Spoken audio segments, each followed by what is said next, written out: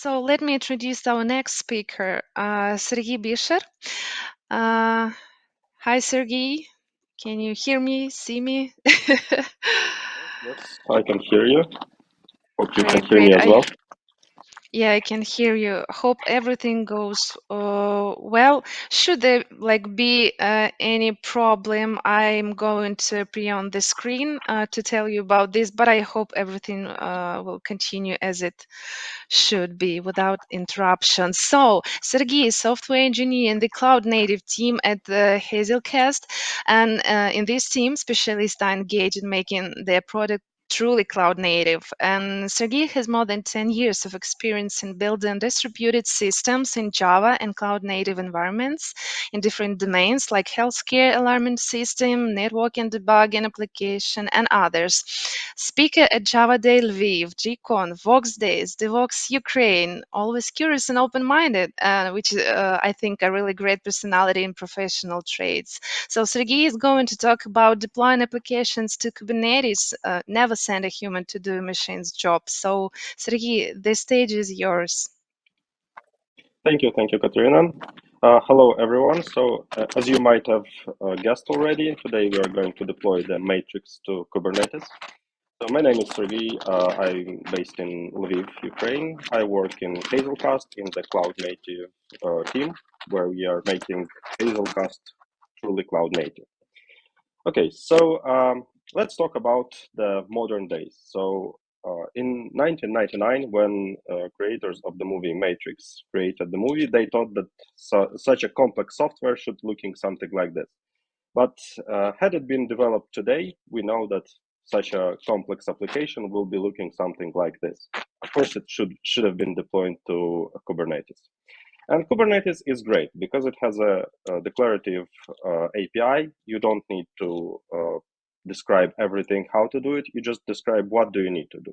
In this case, you can see there is an example of a deployment and a service where you just deploy some microservice of yours. In this case, this is an agent, which I call it. So, and the service to access this application. And this is great.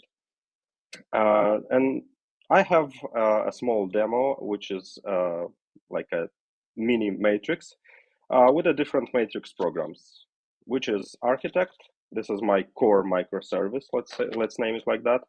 And it knows everything about all the other programs. There is an oracle, which can give you a name and some prediction, and the agents. Agents are a stateful microservices that have their health and other information. You can fight them, as in the movie.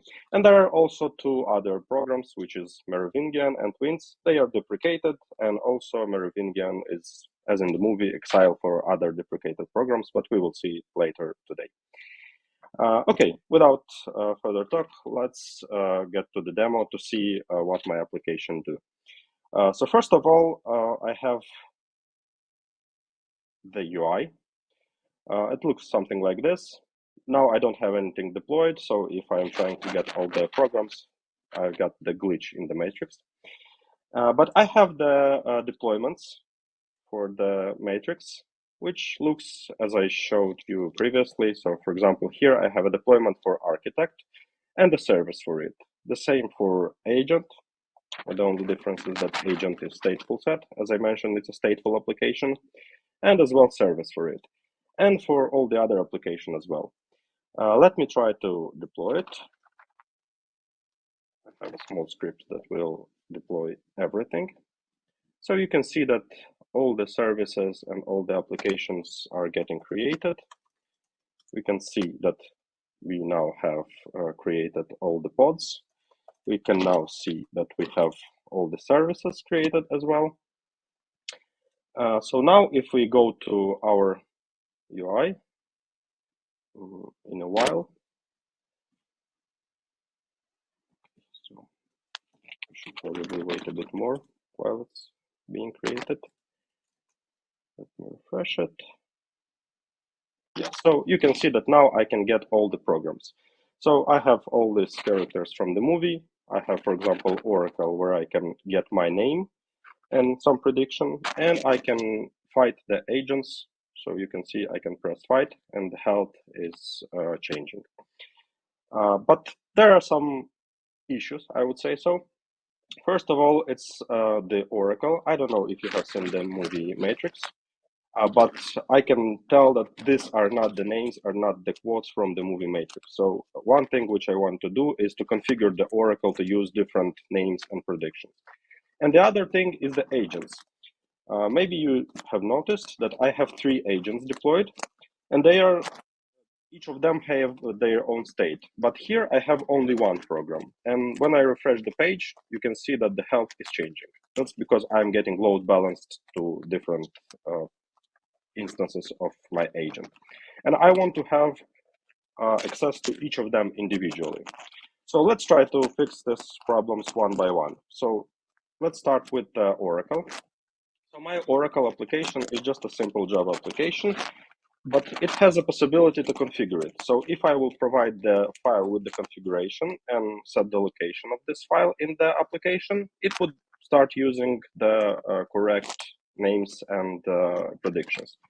In Kubernetes, it is possible using config map. I can just create the file, which is called Oracle config YAML, with all the configuration and provide this config map as a volume here, and also provide the location of it. So I can just apply Oracle configuration. And now when it's being recreated, okay, you can see it's 6 seconds, so it restarted the application. Now, if I press find my name and predictions, you can see that these are the names from the matrix. Let's see, maybe Neo, for example. So this is how we fix one of the problem. The other problem, we also can create a separate service for each pod, but doing it just in vanilla Kubernetes isn't that helpful because if you want to scale up or down, you will have to do the same manually with the services. So we are going to fix that later. Okay, let me clean up everything and let's go back to presentation. And let's talk about the YAMLs a bit. So we have seen that with the YAMLs, you can easily deploy the application in the declarative way, but there is one problem. In this YAML, only some parts are the significant one, which we care about, which is, for example, number of replicas, which application to use, which service to expose. Everything else is a boilerplate that we have to write and we have to copy for every deployment that we have. And when you are dealing with this raw YAMLs, you became such a YAML developer or something like this. So there are some problems that it leads to, and that's why using the raw YAMLs for deploying to Kubernetes is not that good. So the problem is first of how to customize the deployment. We've seen that you can customize it using different Kubernetes objects, but if you want to have 2 different deployments to the 2 different services, you will have to just copy all the boilerplate and just have this YAMLs. You cannot have your custom API. So if you want to provide it to your clients, you will have to provide the Kubernetes API. So they will have to know what Kubernetes is and how to use it. How do you ship these deployments? Because for others to use it, you will have to ship the code, the YAML code itself. And how do you version it? Because YAML is just a YAML file. To fix some of these problems, there are different tools for deploying to Kubernetes. And first tool that we will take a look at is Kustomize. It is the most simple tool that can be used for deployment. And this is first of all, it's a template-free YAML customization, which means that it's pretty easy to maintain. It is not that potent because it doesn't have any templates, so it's limited in what you can do it, but it's pretty simple. And it's ideal for create different deployment variants. For example, if you have testing, staging, production servers, this is ideal. It has a lot of useful built-ins that you can use for customizing your deployments. And also, which is very important, it has a native kubectl support, as well as you can use it standalone. Again, without further.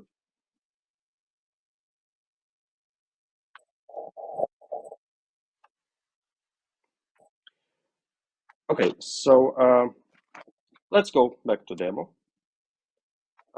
We have also the customization deployments here. So here I have the same resources which I had previously, and also a file which is called customization YAML. So with this customization YAML, I can just specify which resources I want to deploy, and it will deploy everything. So let me do so, and specify the directory. So you can see that all the resources got created, and if I will try to refresh the page, I will have to wait first for the applications to get created.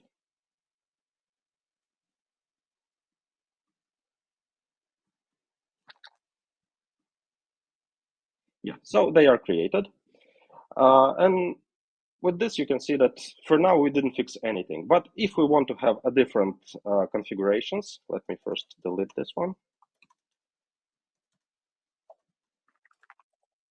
So if we want to have a different configuration, so for example, with the Oracle, which we've seen, I can just override the base of my resources and say what exactly I want to change. In this case, I want to create a config map using the built-in config map generator. I specify the file. This is the file, just with the YAML that we had previously. And I specify the patch that I want to apply here. So in this case, my deployment will contain only the changes that I want to apply on top of what I have in the base. So again, I can just deploy it.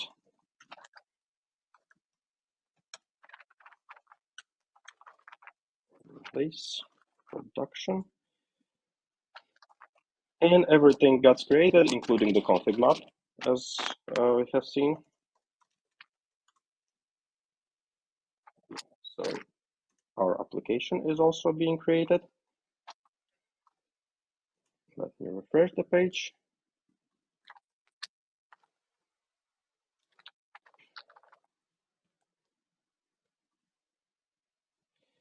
So now we can see that this one is getting the configuration that we have provided. So name is Trinity, the quote is from Matrix movie. We still have this problem with the agents. We still didn't fix it with the customize. But at least we have seen the easiest way to deploy the application to the Kubernetes if you have some simple problems and don't want to have a high maintenance cost. Okay, so let me delete the ones that I've deployed, and let's go back to our demo again. Okay, so we have seen customize, but again, we have some cons here. It's not ideal. We still don't have abstraction over Kubernetes API. So we cannot provide some custom API, and the users that want to use our application have to know what Kubernetes is and how to use it. It still doesn't have any release shipping and versioning options. So to ship the application, we will have to still ship the code, the YAML files to our users. And again, no versioning and release lifecycle. This is the same problem. So we fix only one slight problem. The next most advanced option, and probably the most used one in the Kubernetes world, is the Helm. So what is Helm? Helm is a package manager for Kubernetes. It uses Go templating, which means that with Helm you can do much more than you could do with simple raw YAMLs or with the customize. But it goes with the maintenance cost because maintaining the template is much harder than just simple YAMLs. It has an option to update and roll back your deployments, your applications.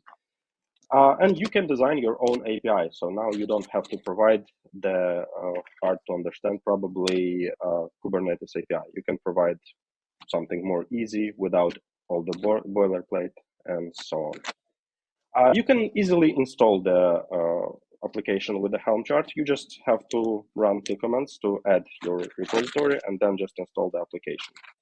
And again, you can version it also very easily. You can just upgrade your deployment and you can roll it back as well, which is also quite important.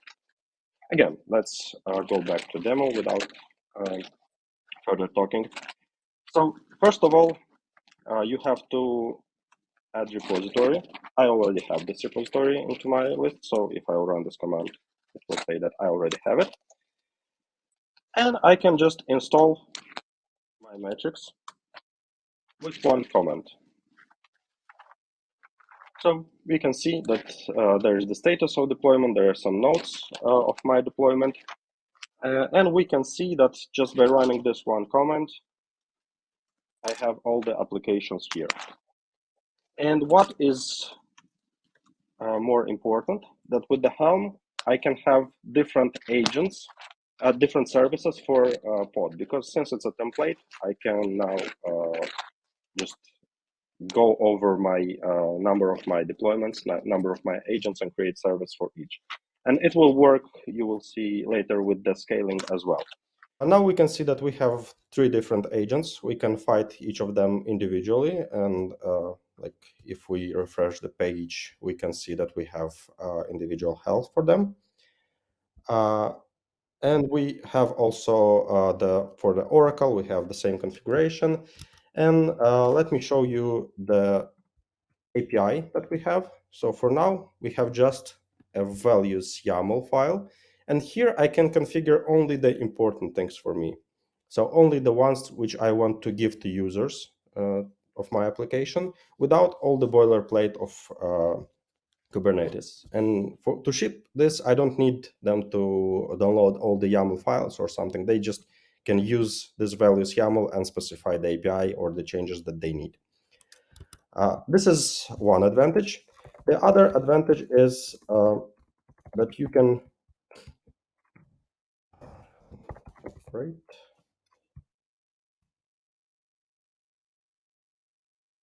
Oh, sorry.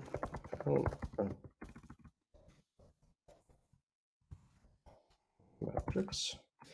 You can easily update it with also one command. So if you will run this command, I will set the number of agents to 4 with different names.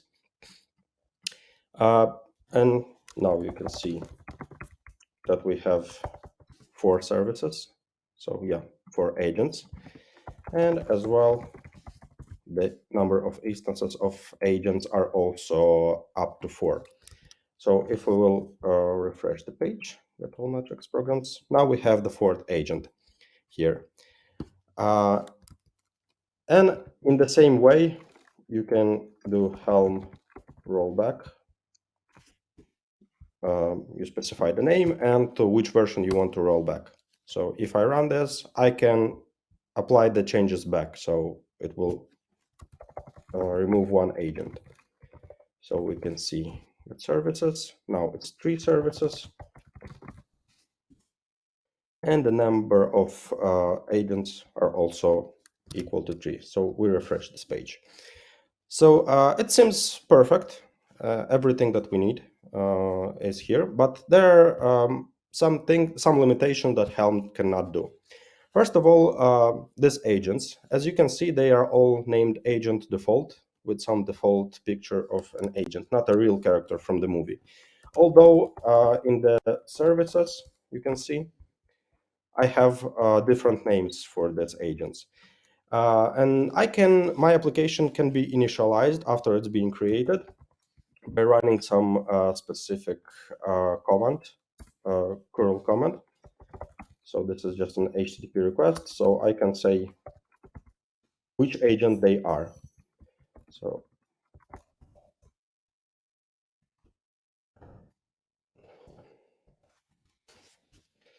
and if I refresh the page, you will see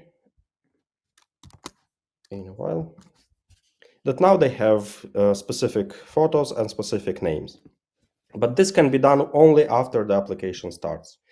Helm has its limitation because it cannot perform anything on the life cycle of the application. So it deploys it, it controls its versioning, but application life cycle is out of its control.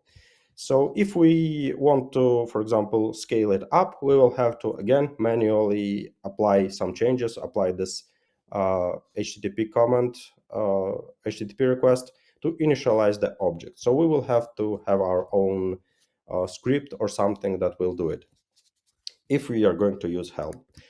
But there's a better option.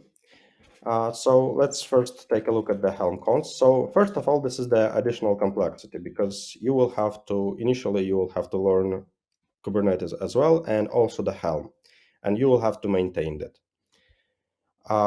which increase, of course, the learning curve, not only for you, but sooner or later for your users. And as we have seen, it doesn't manage the application lifecycle. To overcome this cons, we have operator pattern, which is in Kubernetes. What is an operator? To understand what is an operator, first of all, we have to understand the custom resource definitions, what it is in Kubernetes. So we have seen some resources in the Kubernetes, such as services, deployment, stateful set, pods, and others. These are the built-in resources. But it has also custom resources. So you can describe your own, which Kubernetes doesn't yet know about it, and what the structure will be. And now the Kubernetes will know that there are other resources. For example, it could be architect, agent, Oracle, or others that that I have in with my Matrix demo. So it will be now the Kubernetes native objects. And the operator, it will watch for the updates creation for any events that happens on these custom resources and other resources, built-in resources, and will somehow react to it. How it will react to it depends on your implementation, because this is just an Kubernetes application, and you can write the code and do whatever you want. And other thing is the webhooks that can also be part of the operator. On every event that will come for this CRDs, or not only CRDs, it will first of all validate it, or maybe change it, or do whatever you want to do with it, and only then it will be created in the Kubernetes. So this is ideal for example, validation, as I've already mentioned. And since this is just an application that is running inside of the Kubernetes, it is always running, it can react to lifecycle of the application. So it can know when the application started to run and do something with it. For example, call the HTTP request, as we've seen. Or when the application is being destroyed, maybe before destroying, you want some graceful shutdown. So you can also react to it, perform something, and only after this delete your application. Again, let's go to the demo. So first of all, I have operator of my matrix already running inside of the Kubernetes. It should be matrix. Oh, okay. I don't remember the namespace. It should be yeah, matrix operator system. So here is the application that is already running inside of it. Okay, I have to uninstall the Helm one. This one.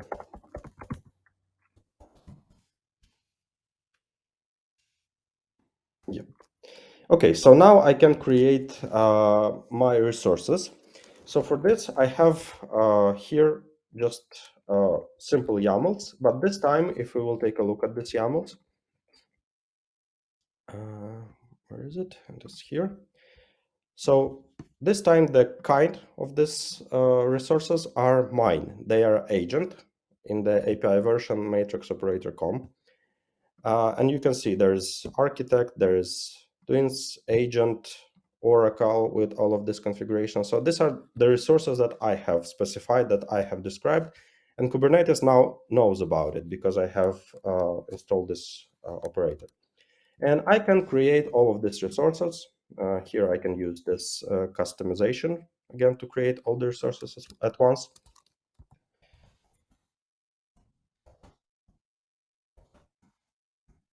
So I can install it.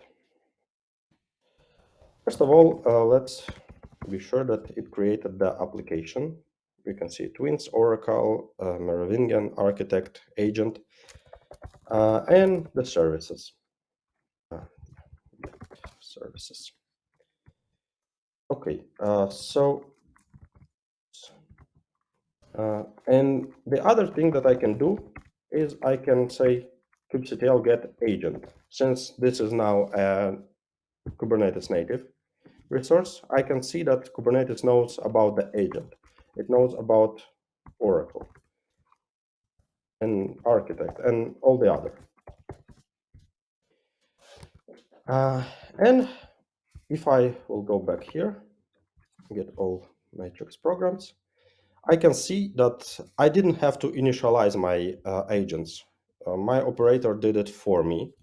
So I can as well fight this agents, refresh it, it will stay. But what happened is that after my application has been deployed, Kubernetes reacted, my operator reacted to the event of application startup. And after this, it just sent an HTTP request to initialize this object. As well, there is prediction. This is just simple Oracle configuration, which we already seen. But not only this.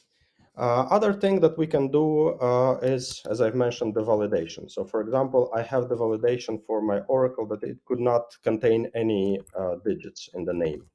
So if I will do something like this and we'll try to reapply,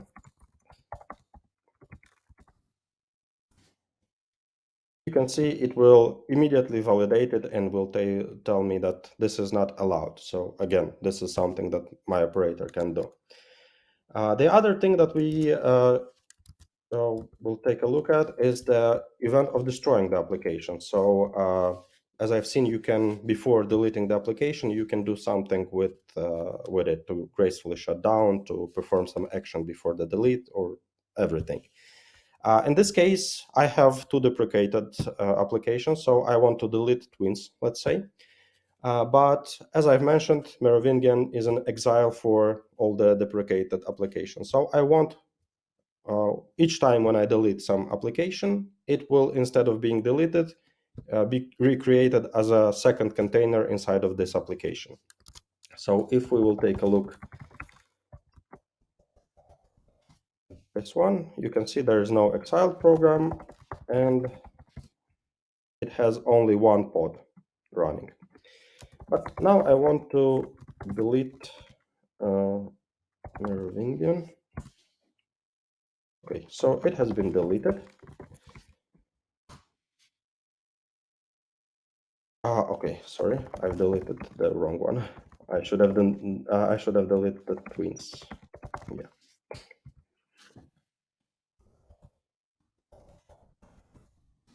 Okay, it's been created.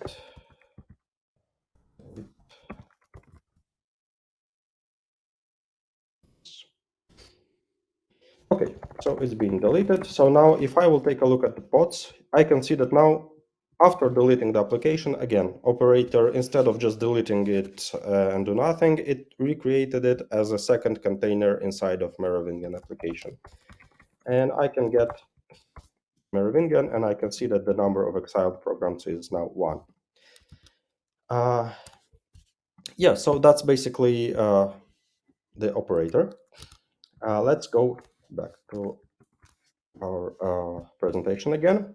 And here there is one of most popular fun theories. As you probably know, all of the great movie, they have a lot of fun theories. And one of these fun theories is about the real world is just another level of matrix. Why am I talking about this? Because as well as here, the real world is also a level of matrix. Same here, the operator is just another application that is running inside of Kubernetes. And what does it mean? It means that we need to somehow deploy this application. So we are not yet on the level of software development when we would want to write an operator for the operator. So the option to deploy an operator is the ones that we already seen. This is kustomize and Helm. Yeah, so to see this as an example, we will take a look now at the real operator for a real program, which is Hazelcast Platform Operator. And this is an operator for installing Hazelcast application. Yeah, so we have for this Helm,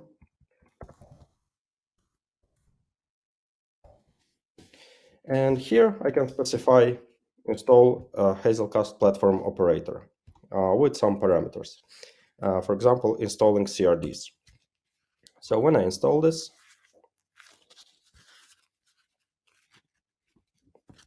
it will take a while. Yeah, we can see now that we have this Hazelcast platform operator being installed. Let me first delete all the matrix. Don't need it anymore.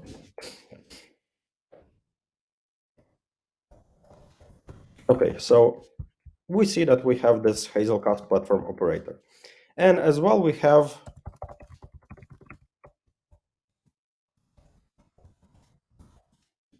all the CRDs for the Hazelcast. So you can create the Hazelcast cluster, you can create all other objects such as maps, jet jobs, hot backups, and other. Let's try to create simple Hazelcast cluster.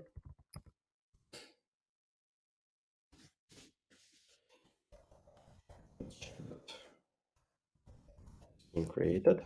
Yes, so it's in the status pending. And let's see what this is. So this Hazelcast cluster is a simple, again, Hazelcast CRD with with different configurations. So here I have, for example, the persistent feature enable. I specify which repository, the cluster size, and the configuration for the persistence. Yep. Let's see. So it creates the application. It also creates the PVCs. This is for the persistent volume claims. So again, everything is done by the operator, so you don't have to do it manually. Let's wait for it to be created. Okay, yeah, so now it's running. And in the same way, you can create, for example, Hazelcast map. Yep, it's being created. And we can see its status success. In the same way, we can create hot backup for this.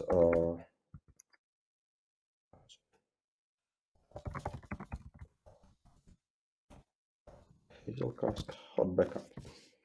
Again, it will backup our cluster, and then we can restore from it or move it to another cluster or whatever we want to do with it. So again, everything is Kubernetes native, so we can do it from the command line. Yeah, so that's how the real-world operator works, which you can try. Let's go back to our application and basically go to our summary and see what we have seen and what are the benefits of each approach. So first of all, we've seen kustomize.